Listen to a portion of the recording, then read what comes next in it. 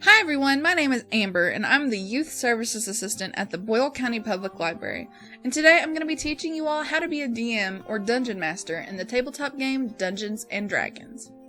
A Dungeon Master is one of the players in the Dungeons & Dragons game group. The DM plays a pivotal role that goes beyond that of all the other players. In short, they run the game.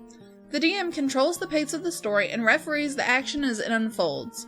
The power of creating worlds and controlling dragons resides in the hands of the DM. As DM, you are master of the game. The rules, the setting, the action, and ultimately the fun all radiate from you. Being the DM involves having a great deal of power.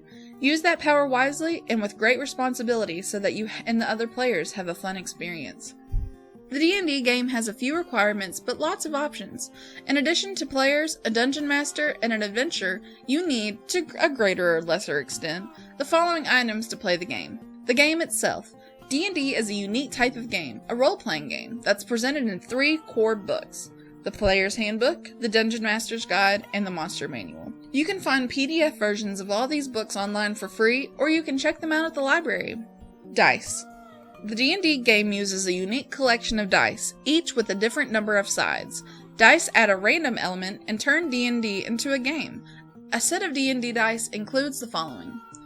You're going to need 1 4-sided dice, 4 6-sided dice, 1 8-sided dice, 2 10-sided dice, 1 12-sided dice, and 1 20-sided dice. Character sheets. Every player needs a character sheet that details the character he or she is playing. Players should use a pencil to fill out their character sheets because the game stats change as the character gains experience and picks up loot. Some websites also provide PDF versions of the character sheets that you can download and print for personal use.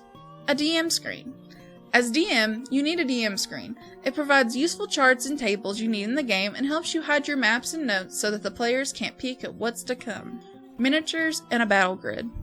The Dungeon Master's Guide provides a ready-to-use battle grid, a play surface where your miniatures can represent tactical situations.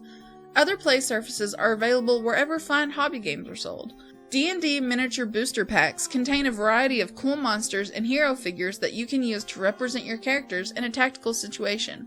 Although miniatures and a battle grid aren't technically necessary, they do speed up play and help the players better visualize the fantastic situations you've put their characters into. They're also pretty cool and fun to collect, and you can play a more competitive version of the game with them if you're into that. Pencils and paper. D&D players need a way to keep notes, track their progress through a dungeon, write down what kind of treasure they find, and otherwise record important game information.